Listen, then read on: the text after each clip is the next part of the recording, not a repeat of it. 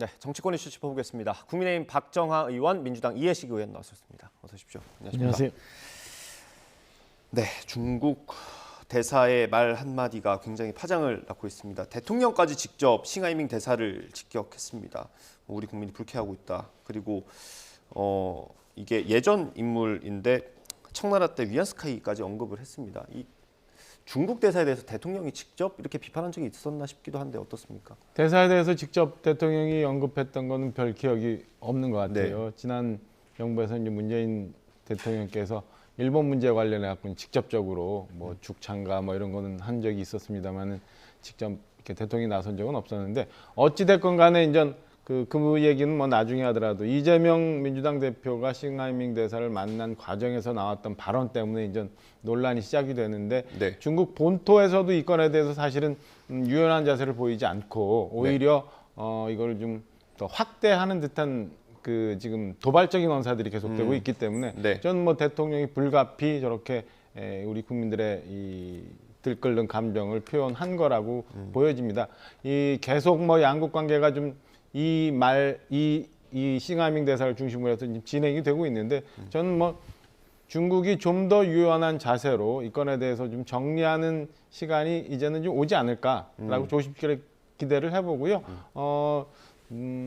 중국이 그동안 너무 우리나라에 대해서 쉽게 생각해왔고 가벼이 생각해왔던 것들이 이렇게 표현이 된 것 아닌가 싶습니다. 대통령이 어제 언급했던 그 위안스키아 원색이라는 친구는 사실은 1800년대에 왔는데 23살에 우리나라에 왔어요. 23살의 나이로 와서 조선의 당시 국정을 완전히 농단을 했던 거거든요. 그러니까 그에 비춰서 싱하이밍 대사가 지금 최근에 있었던 일련의 과정들을 비유해서 얘기한 걸로 시청자 여러분들 이해하시면 될 것 같습니다. 그럼 굉장히 높은 수준의 비판이거든요. 대통령의 입에서 이게 뭐 직접적으로 나온 건 아니지만 저희가 언론들이 취재를 통해서 이제 비공개 국무회의 때 대통령이 이런 말도 했다라고 전해진 겁니다.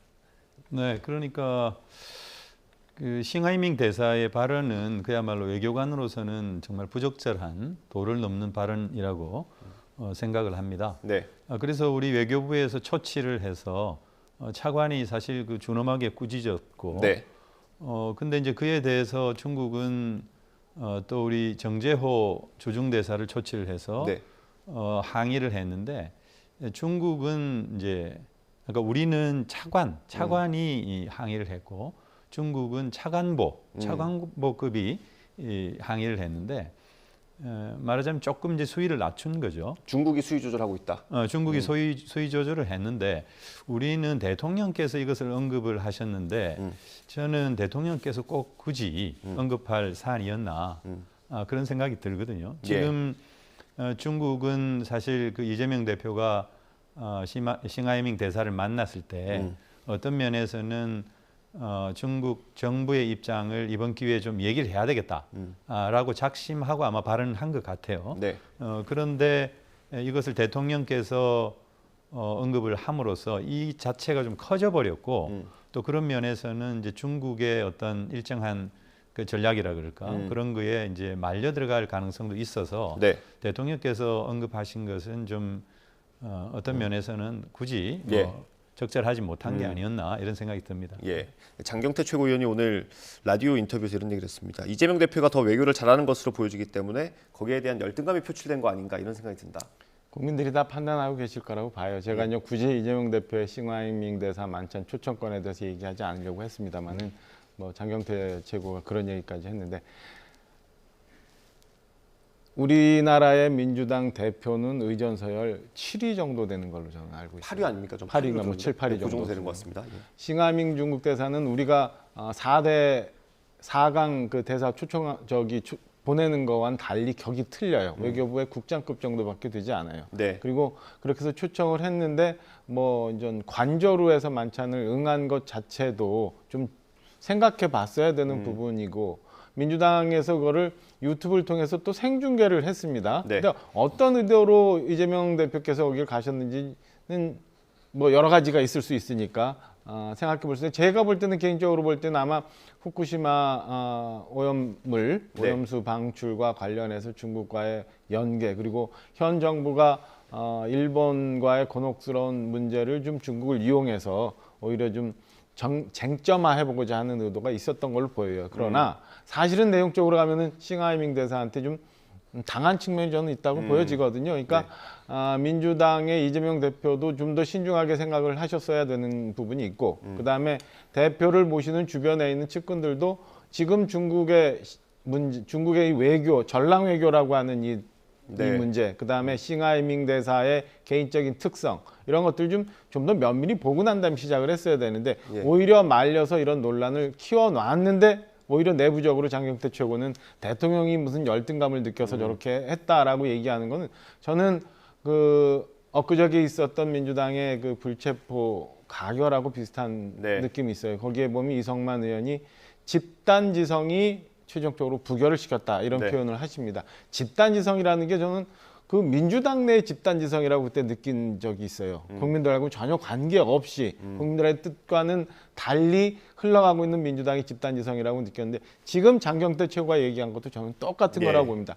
자기들끼리의 확증 편향 속에서 자기들끼리의 논리로 이렇게 집단지성이라는 표현 속에서 이거는 오히려 대통령의 열등감에 의해서 이재명 대표보다 못한 외교 때문에 생긴 그 발언이다라고 해석을 하는 순간 저는 민주당이 영원히 이렇게 빠져나오지 못한 늪에 계속 허우적거릴 수 있다라고 생각을 합니다. 대통령이 이제 그 위안스카이를 언급한 것과 함께 이제 취재를 통해서 확인된 것들이, 일부 정치권 인사가 중국 대사와 만나서 무분별하게 의견을 듣는 걸 경계해야 된다, 이렇게 얘기를 했다고 합니다. 저희 기사에는 이게 민주당 이재명 대표를 겨냥한 걸로 알려졌다, 뭐 이렇게 표현했는데 어떻습니까? 대사가 정치인들을 만나는 것은 이제 일상적인 행위입니다.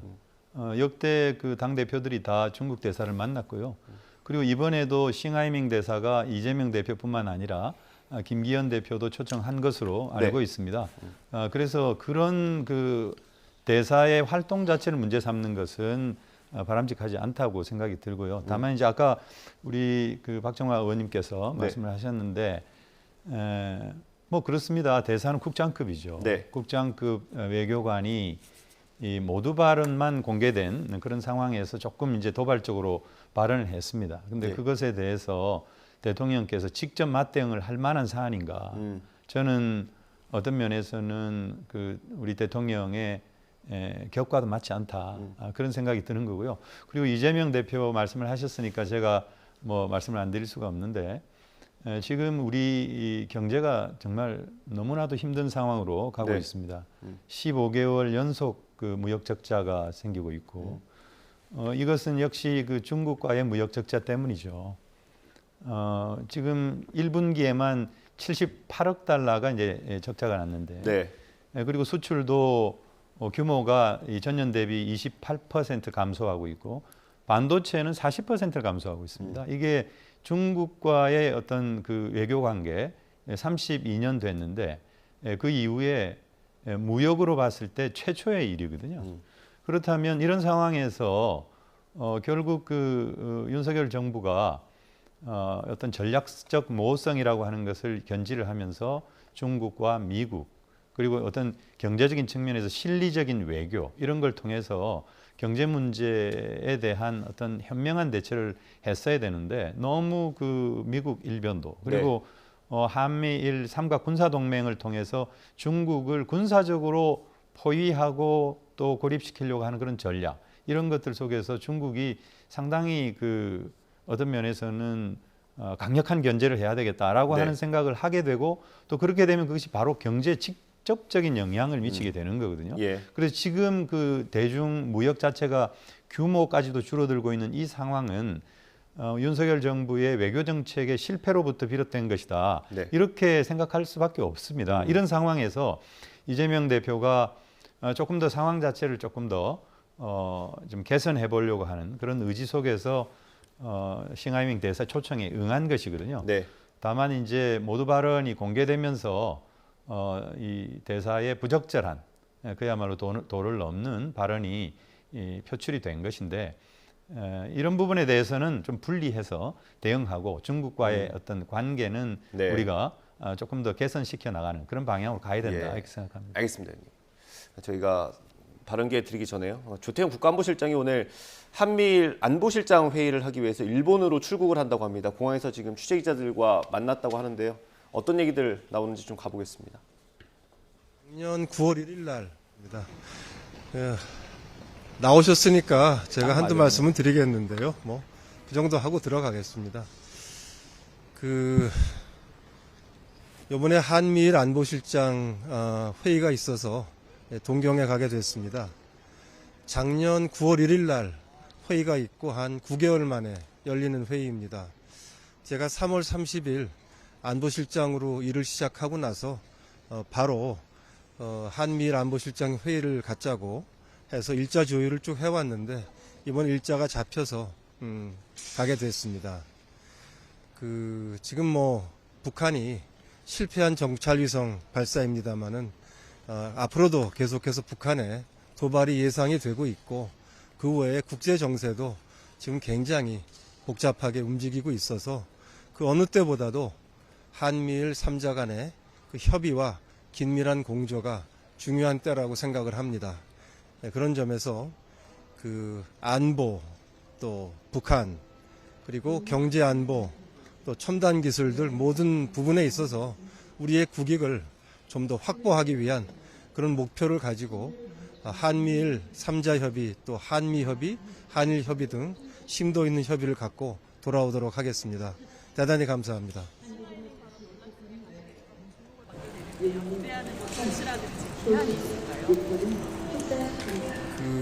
한중 관계에 대해서는 상호 존중, 또 공동 이익, 이 두 가지 핵심 키워드를 중심에 놓고 한중 간의 관계를 발전시키자, 또 건강하게 발전시키자 하는 것이 윤석열 정부의 변함없는 입장입니다. 그런 점에서 한중 관계의 건강한 발전에 도움이 안 되고 역행하는 그런 일들은 없어야 한다라고 저희는 생각하고 있습니다. 감사합니다. 더 이상 뭐 드릴 말씀이 없고요. 제 말씀으로 가름해 주시면 감사하겠습니다.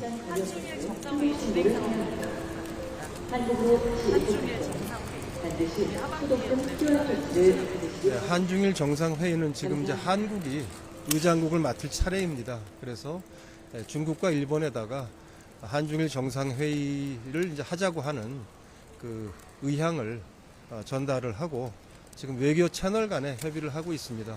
대한민국으로서는 한중 간에도 건강한 관계 발전을 희망하고 또 한중일 간의 협의체도 잘 발전시키겠다고 하는 그런 중심 잡힌 의연한 입장을 가지고 있습니다.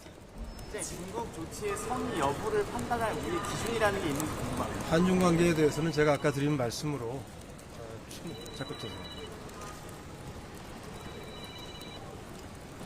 한중 관계에 대해서는 제가 드린 말씀으로 우리 정부가 가지고 있는 원칙과 입장을 잘 아실 수 있을 것입니다. 더 부연하지 않도록 하겠습니다. 신대사 발언이란 한중일 정상회의 개최에 영향을 미치나요?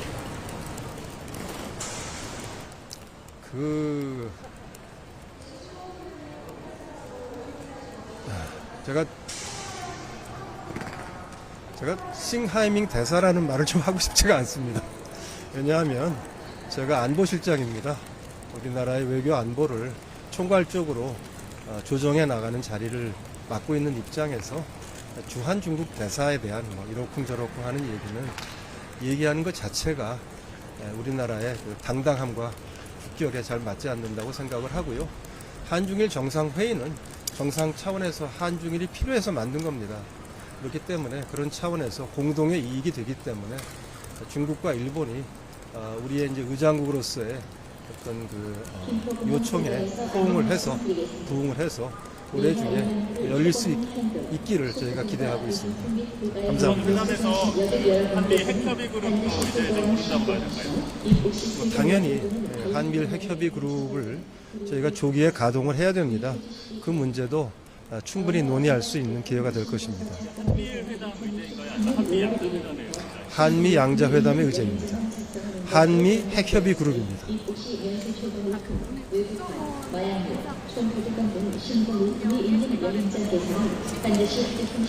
정보기관 인사에 대해서 언급을 하는 것은 어떠한 나라도 그런 언급을 하지 않습니다. 확인해 드리기 어렵고 말씀도 드리기 어렵습니다.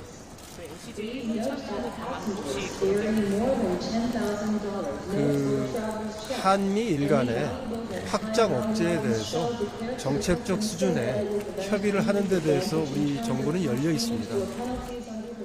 근데 이것은 한미 간의 합의를 한 핵협의 그룹하고는 굉장히 많이 다릅니다. 핵협의 그룹은 북한의 핵무기 도발에 대응해서 강력한 응징을 하기 위한 목적으로 작전적인 수준에서 한미 간의 구체적인 협의를 하는 것이고요. 한미일 간의 협의체는 앞으로 시간도 많이 걸리겠지만 나중에 실현된다고 하더라도 이거는 정책적 수준에서 확장 억제에 관한 한미일 간의 정책 공조를 하는 것이기 때문에 이 한미 핵협의 그룹은 북한의 도발에 대한 그 대응이 중심이 된다면 한미일 확장 억제 협의체는 그것보다는 보다 일반적이고 정책적 수준의 협의가 될 것입니다. 그 두 가지를 같은 선상에 놓고 보시는 것은 정확하지 않습니다. 자, 감사합니다. 네, 조태용 국가안보실장이 오늘 한미일 안보실장 회의를 하기 위해서 일본으로 출국하는데요. 공항에서 기자들과 만났습니다. 간단히 정리를 해드리면 한미일 안보실장 회의의 주요 의제는 아마 북한 정찰 위성 문제가 될 걸로 보이고요. 한중 관계에 대한 질문이 있었습니다. 안보실장은 상호 존중 그리고 공동 이익이 한중 관계 핵심 키워드라고 했고요. 이게 역행하면 안 된다라고 강조했습니다. 그리고 싱하이밍 대사에 대해서 질문이 나왔는데 언급하는 게 적절하지 않다고 이렇게 말했습니다. 그러니까 대사는 우리가 얘기했던 것처럼 대사는 국장급이고 안보실장은 지금 우리나라 장관급 아니겠습니까? 그래서 그걸 언급하는 것 자체가 좀 부적절하다 이런 얘기를 했습니다. 어떻게 보셨는지 짧게 듣고 다음 주에 넘어가겠습니다. 네. 일단 뭐 두 가지로 나눠서 말씀드려야 될 텐데요. 지금 한중 관계 문제는 사실은 동북아 정세에 그리고 이 안에서의 중국이 움직임과 다 관련이 돼 있는 거거든요. 지난 정부에서 사실은 중국은 높은 산봉우리고 우리는 작은 골짜기라고 했던 네. 그런 것들이 싱하이밍이 얘기했던 인식과 그 무도한 말에서 나온 거라고 저는 판단하고 있습니다. 그래서 네. 대통령이 중국 그 시진핑을 포함한 수뇌부에 좀 전에 우리 조태용 안보실장이 얘기했던 것처럼 건강한 관계를 위해서 지금 현재 있는 한중 관계 그리고 한미일 관계 그다음에 중국이 동북아에서의 역할 이런 것들을 종합적으로 어제 말씀하신 걸 좀 이해를 하고 이에 맞춰서 중국이 움직일 거라고 저는 기대를 하고 있어요. 그래서 예. 이 문제는 이렇게 되면서 이제 좀 조태용 실장이 얘기한 것처럼 상호 이익을 위해서 건강한 관계로 발전돼 나갈 거다라는 말씀 하나 드리고 두 번째는 지금 중국과의 무역 문제에 대해서 이제 야당에서 많이 걱정을 하고 있는데 사실은 중국이 그 내부적으로 경제 성장률이 굉장히 많이 떨어지고 있는 상황입니다. 지난 한 20년간하고 또 다른 경제 환경이 생기고 있는 상황이거든요. 그래서 이에 맞춰서 우리도 마냥 대중국 관계를 너무 이 많은 부분을 할애해서 중국에 많이 의존한다거나 라는 부분 아니면 너무 등한시한다거나 이런 부분에 대해서 좀 한번 건강하게 살펴보고 어떻게 하는 것이 경제적으로도 안정적인 상황을 우리가 유지해 나갈 수 있는지에 대해서는 정치와는 별도로 경제 문제도 한번 우리가 면밀히 전문가들과의 토론을 통해서 방향을 찾아 나가야 될 그런 예. 때인 거라고 보여집니다. 의원님. 네, 그 아까 조태용 실장께서 말씀을 하시지 않았습니까? 이 싱하이밍 대사를 언급하는 것 자체가 싫다. 격에 맞지 않다. 당연하죠. 중국의 국장급 공무원의 얘기에 대해서 너무 지금 그 크게 이렇게 부각시키고 있는 거거든요. 대통령께서 언급을 굳이 하실 필요가 없는데 언급함으로써 이게 엄청 커져버린 네. 그런 결과를 가져온 것이죠. 그리고 아까 이제 중국 관계 상호 존중과 공동 이익이라고 네. 했는데 이 상호 존중이라는 입장에서 우리가 지금 중국과의 관계를 이렇게 가져가고 있느냐 반성할 대목이 있다고 생각합니다.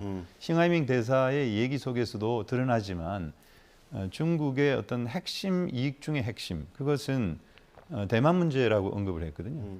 근데 우리 대통령께서 굳이 하실 필요 없는 언급을 하셨잖아요. 예. 대만 문제와 관련해서 현상 변경에 반대한다 이런 얘기를 했습니다. 그래서 그런 부분에 대해서 중국이 굉장히 강하게 비판을 했고 또 그런 것들이 저는 경제에 영향을 미치고 대중관계에 영향을 미치고 있다 이렇게 보는 거거든요. 예. 싱하이밍 대사의 이런 이른바 그 배팅 발언 그 자체가 그야말로 도발적이고 태도 자체는 옳지가 않죠. 그러나 이 싱하이밍 대사는 외교관이고 그것은 이제 자국 정부의 입장을 대리하는 하나의 메신저입니다.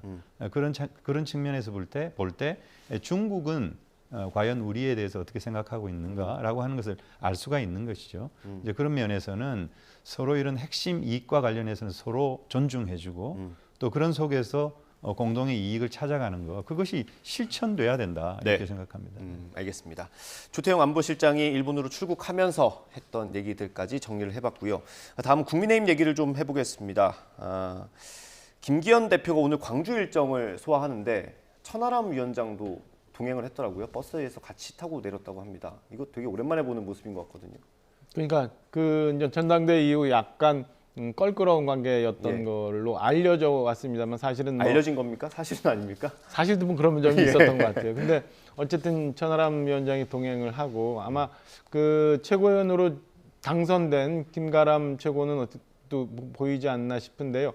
어찌됐건 그동안 저희 당이 사실은 호남에 대해서 굉장히 많은 노력을 들여온 건 맞아요. 들여왔습니다만은 뿌리 깊은 이 지역 감정이라는 게 아직 해소가 되지 않고 있는데 저는 당 지도부가 호남에 대해서 여전히 애정을 가지고 있고 계속 문을 두들기면서 우리 이제 의원들도 두 지역구 관리 갖기 뭐 이런 운동도 예전 그 김종인 비대위 체제 이후로 계속 해오고 있거든요. 그러니까 의원님도 그럼 다른 지역구를 저는 아직 그 챙기지 못했어요. 작년에 전 늦게 들어가는 바람에 아직 뭐 했는데 그래서 호남과의 관계 그다음에 호남에 대한 애정 뭐 이런 것들 계속 보이고 오늘은 아마 그 이제 내년도 예산과 관련해서 우리 저기 정책위 의장도 보입니다만은 예산과 관련해서 광주 전남 부분에 당정 협의 그다음에 그 도청과의 그 예산 정책 협의회 차원으로 내려가서 호남의 민심 그다음에 호남의 경제 상황들을 덮어보는 일정인 걸로 알고 있습니다. 예,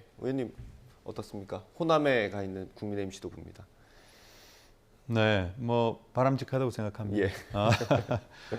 저희 당도 사실 영남 지역에 상당히 많은 공을 들이고 있습니다.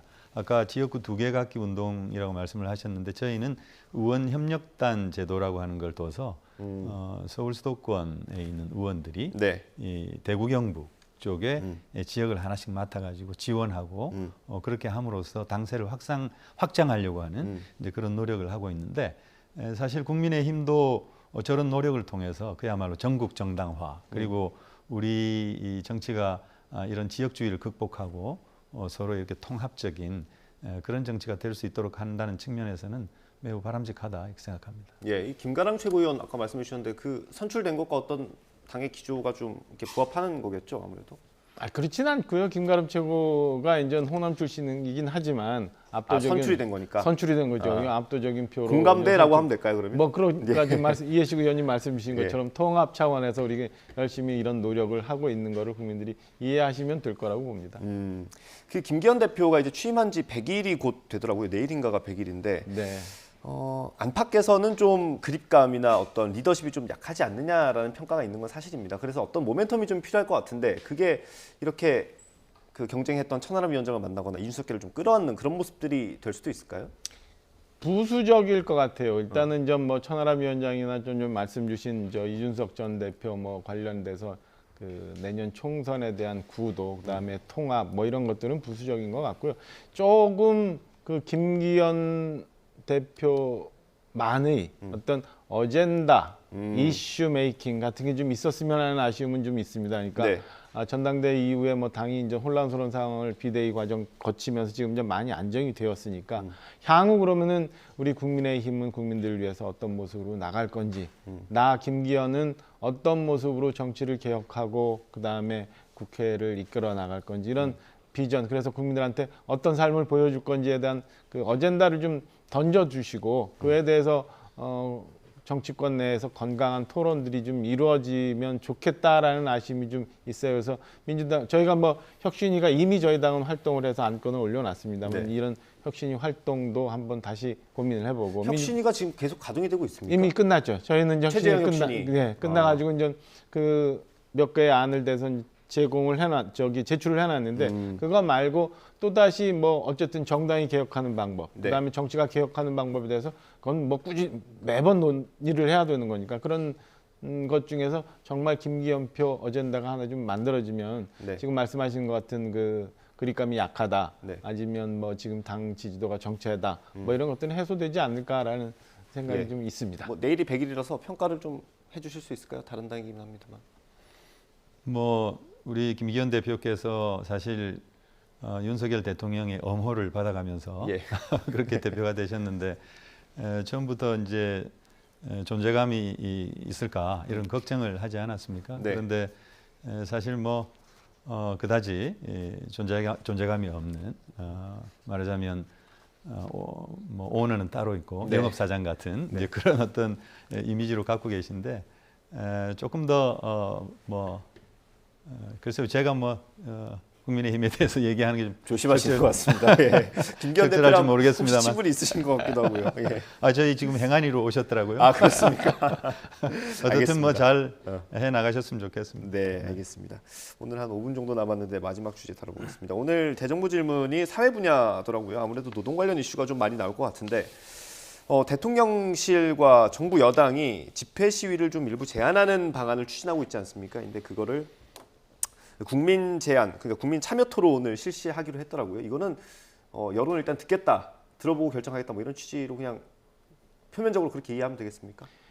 그러니까 특정 사안을 저희가 얘기해야 됩니다만 최근에 보면 모든 이슈에 대해서 너무 극단적으로 우리나라가 대립하고 있어요. 그래서 이 건에 대해서 서로 주장하는 목소리가 들리고 있기 때문에 국민들이 어떻게 판단하기 어려운데 사실은 이런 그 과정을 거쳐가지고 그럼 국민들은 어떤 판단을 더 많이 하고 계신지에 대한 그 합의점이 좀 나온다면 그 방향으로 고쳐 나가는 게 그리고 그 방향이 맞다면 저는 이런 방식을 계속 쓰는 것도 네. 나쁘지는 않다고 봅니다. 과거에도 뭐 쭉 보면 무슨 뭐 공론화 과정이라는 표현도 있었고 지금 얘기 나온 국민 여론 수렴이라는 것도 있었고 하니까 국민들이 현재 어떤 사안에 특정 사안에 대해서는 어떤 판단을 하고 있는지에 대해서 그냥 정치권에서 논쟁하면서 주장하면서 판단하는 것보다는 네. 국민들이 전반적인 판단을 거치면 뭐 이런 뭐 좋은 방향으로 좋은 그 방향타가 될 수 있다고 저는 생각을 해서 나쁘지 않은 방안이고 뭐 향후 계속 갈등이 있는 사안에 대해서는 이런 방식을 써도 괜찮다는 생각입니다. 예. 뭐 시도는 좋다고 봅니다. 네. 그런데 뭐 많이 알려진 얘기지만은 아이디를 많이 만들어가지고 중복 투표할 수 있게 한다든지 또는 유튜버가 이렇게 선동을 해서 많이 이렇게 참여하게 한다든지 그러니까 여론의 어떤 편중이 생기는 것이죠. 그리고 더 문제는 이제 제안심사위원회라고 예. 해서 그런 국민 제안에 대해서 심사하는 심사위원회가 있는데 어떻게 구성됐는지도 모르고 그러니까 또 이게 어떻게 어떤 토론을 거쳐서 어떤 결정을 하는지에 대해서도 전혀 알려진 것이 없어서 뭐 좀 구현이 필요할 것 같아서 이게 네. 국민 참여 토론 주제로 지금 선정이 된 게 지금까지 3건이죠. 처음에 도서정가제 그리고 그렇죠. 이전에 있었던 게 KBS 수신료 수신료. 그리고 네. 이번에 이제 집회 관련된 부분인데 말씀하시는 거는 그 주제를 선정하고 여론 수렴하는 과정이 투명하지가 않다라는 거고요. 하나의 여론 몰이식으로 갈 가능성이 크다 이렇게 보고 있는 것이고요. 더군다나 지금 이게 집회 시위에 관련된 거는 우리가 헌법상의 권리이고 기본권이거든요.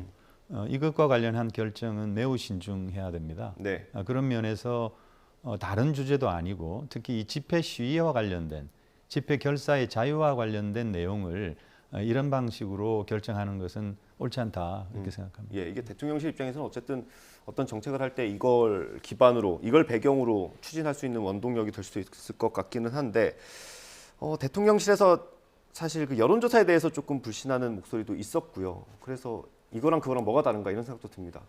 여론조사는 지금 그 특정 여론조사 기관에서 모집단을 어떻게 설정했는지 그다음에 그 응답률이 어떻게 돼 응답률이 굉장히 좀 떨어진다는 거예요. 떨어지기 때문에 여러 조사에 대해서 편차가 많이 생기고 있는데 그런 것보다는 이건 좀 제가 알고 있기는 굉장히 다수라고 알고 있거든요. 예, 거기에 의견은 뭐 누구나 달 수 있죠. 네, 예, 다수기 댓글로 이제 때문에 의견을 제시하는 거니까. 충분히 뭐 저는 그 여론조사가 보여주는 것보다는 신빙성이 좀 있을 수 있고 그다음에 이거는 여론조사에 저희가 수치가 1%포인트, 2%포인트 차이를 보는 것처럼 민감한 게 아니라 국민 여러분들이 대다수가 어떤 방향으로 생각하느냐를 좀 확인하는 거기 때문에 네. 저는 뭐 이런 방식 써도 충분히 현재 국민들은 어떤 식의 생각을 하고 계시는지는 네. 충분히 어떤 현안에 대해서 네. 그 방향은 충분히 나올 수 있다고 보여집니다. 그 최대 현안 가운데 하나가 최근에는 원전 오염수 방류 아닙니까? 그거 한번 붙여보는 건 어떻습니까? 그 시간이 좀 걸릴 거고 지금 이미 정치권에서 너무 논란이 많이 되어 있잖아요. 예. 저는 원전 오염수 같은 경우 국민들의 의견을 구하는 건 좋은데 그 과정이나 안전성이나 아니면 향후 절차에 대해서 너무 그러니까 외부 오염이 많아요. 사실은 정치권에서 공방이 이미 시작되면서 네. 국민들이 이거를 객관적으로 판단할 수 있는 상황을 이미 벗어나 있다라고 보여집니다. 그래서 IAEA 결과 그다음에 그 최종적인 방류수에 대한 검사 뭐 이런 것들을 보고 전문가의 의견을 구해서 국가 정책을 좀 채택하면 되는 거지 이거를 국민 여러분에 옮기기에는 조금 타이밍이 좀 지났다라고 좀 개인적으로 보고 있습니다. 알겠습니다. 네, 오늘 말씀 여기까지 듣도록 하겠습니다. 국민의 박정화 의원, 민주당 이해식 의원과 함께했습니다. 오늘 말씀 감사합니다. 고생하셨습니다.